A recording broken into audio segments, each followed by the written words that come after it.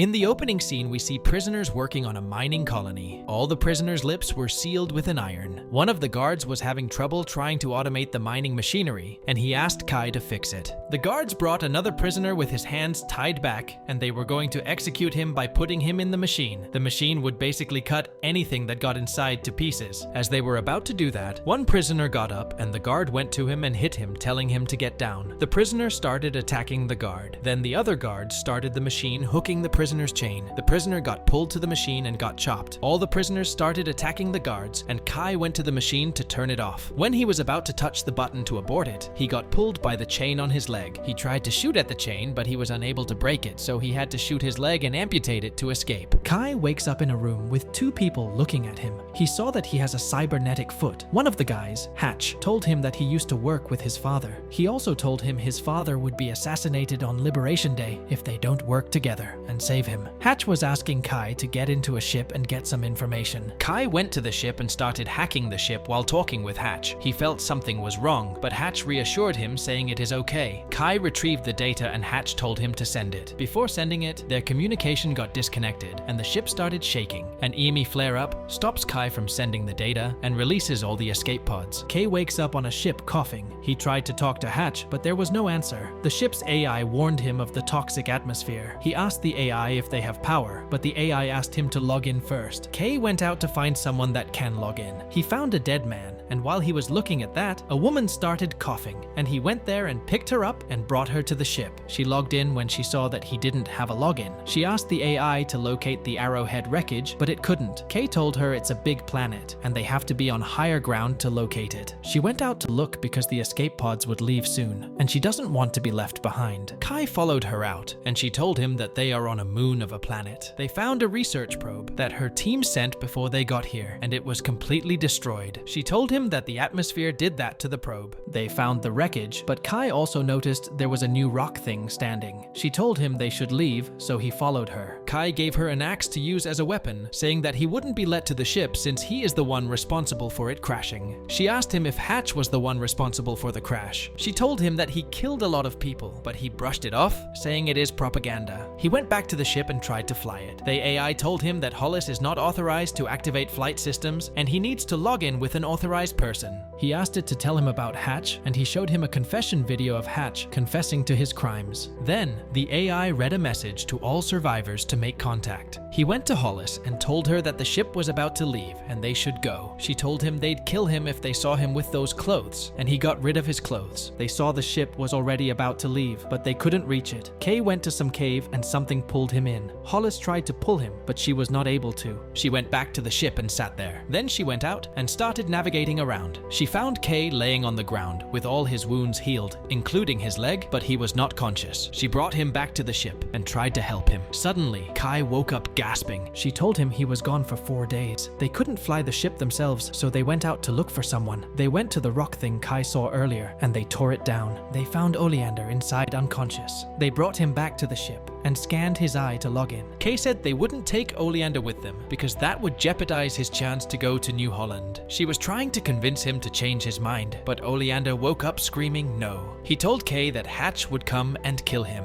Oleander picked a gun and Kay punched him to stop him from shooting anyone, and the gun went off and Hollis got shot. He was also shot on the chest. Kay woke up and he was laying on the ground. He went back to the ship and he saw that the engine had failed. He asked the AI, Reef, what happened? And he told him that the engine was left running and it burned out. Reef told him that he was gone for 34 days. Reef said that it has a knowledge, and Kay asked him what it was. Reef told him that he sensed a heartbeat of Oleander near the shuttle. Kai went out and went to a cave and he started navigating around. He took things from the research probe and tried to fix the power of the ship. Kai woke up to a sound and asked Reef if it heard something. Reef told him it only sensed a heartbeat. Then Kai started experiencing severe pain and fell to the ground. He asked Reef what was happening while gasping and breathing. Then he went out of the ship and started running. Outside, we see Kai as he is transformed into some sort of creature. Kai once again wakes up on the ground. He went back to the ship and asked what the trigger was. Reef asked if he had a question, and Kai told him that he must get rid of whatever was inside him. While he was saying this, Reef told him that Liberation Day was celebrated 2 days before. Kai went out and lay on the ground crying. He was hurt because he couldn't get there in time to save his father. 3 years have passed while Kay is still stuck there. He learned that pain triggers his his transformation when he cuts himself while shaving. Kai got some kind of signal and went out running. He saw fly-looking creatures with a glow flying. Then he went back to the ship and he saw footsteps. Someone attacked the ship while he wasn't there. Reef told him that he has a theory and that the creature that attacked the ship could be a reborn Oleander. Reef also told him that Kay and Oleander share the same symbiotic condition, and if it gets a sample of Oleander's creature, it would help him to overcome his condition. Reef told Kay to kill himself, and it'd resurrect it back. Kay joked about it, but finally started considering the option. Kay went out and saw a creature, and he pointed his gun at it, but he didn't shoot it. He went back and tied himself with a chain and started waiting for the creature to come by itself. The creature came and Kay slitted his own throat. Then Kay resurrected and came behind the dead body of himself and shot the creature and killed it. He got the tissue sample and took it to Reef. Reef told him that the sample matches Oleander's and it was probably generated from his original body. Reef asked why Kay was shaking, but Kay dismissed it, saying he was okay. Reef kept pressuring him though, telling him that his body had regenerated, but he was still shaking. Kay told it frustrated that he doesn't know and he is not a biologist. This provoked Reef to talk about something else. Reef mentioned that it has knowledge about a biologist, but Reef brushed it off. Reef insists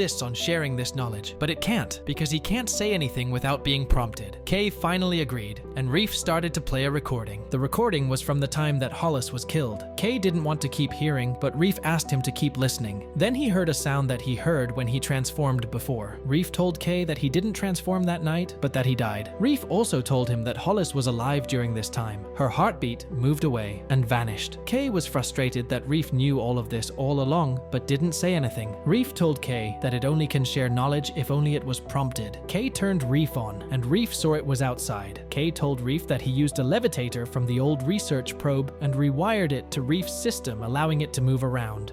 Kay asked Reef where its heartbeat disappeared. It told him that it disappeared 4 Kalimas away from where they were. They both headed there together. They reached a tunnel. Kay asked if there was a path through to the other side. Reef told him that there are a lot of tunnels, and one of them might have a path. They started going through the tunnel to look what was inside. Reef started glitching, and Kay asked what was up. Reef told him that it was sensing strong electrical magnetic interference. It was coming from the deep caves. Kay smelled something and used Reef's display light to see what it was. He saw a creature standing. Then it started running to Kay, but Kay managed to escape, and the creature stumbled upon Reef. The creature turned to Kay and started attacking him. Then Kay finally managed to kill it. A loud voice came through the tunnels, and then it suddenly stopped. Kay saw a light and followed it. He saw his own body and Oleander's next to each other. They both were merged to a sort of organism, deeply embedded in the planet. Kay killed Oleander, but he couldn't kill himself. Kay and Reef went out and saw a mark on the ground. Kay told Reef that something launched here and it probably was Hollis. Kay noticed that a grenade in his cybernetic foot is what's causing the interference on Reef. They saw the safety pods that crashed 3 years ago were crashing, and Kay was confused why they were. Kay saw that they were shot down. Kay asked him how it was possible since they were gone 3 years ago. Reef started to share what was happening. It told him that scientists created a facility called Carcera Tempus, in which time moves faster than the outside world to wield time dilation. It also told him that they are trying to put men on those facilities to make them work and use the time dilation to invent new things really fast in the outside world. Kay saw 2 people from afar. One of them was Hatch. He told him that he got a recording of Kay. It was minutes for Hatch, but it was years for Kay. Kay told him that they are building a prison. Hatch told him the 3 years that Kay stayed here was 20 minutes for him. He apologized and told Kay that his intention was just to get the Arrowhead data. He asked where the data is, and Kay told him it's on the wrist link in the shuttle. Hatch said it was the wrong answer and hit him. Kay woke up tied. Hatch told him that he's stubborn. Kay asked if he killed them all, and Hatch told him that there is one more pod that he didn't blow, thinking it was Kay. It was Hollis's pod. Hatch kept asking him to give him the data, but Kay refused to give it to him. Hatch started to threaten Kay, saying he'd remove the breather from her mouth. Kay tried to change his name, but he finally told him that it was on the probe. Even though he told them where it was, they removed the breather and she started losing breath. Kay got triggered and started to shake. He was about to transform into the insectoid creature. Hatch found the probe,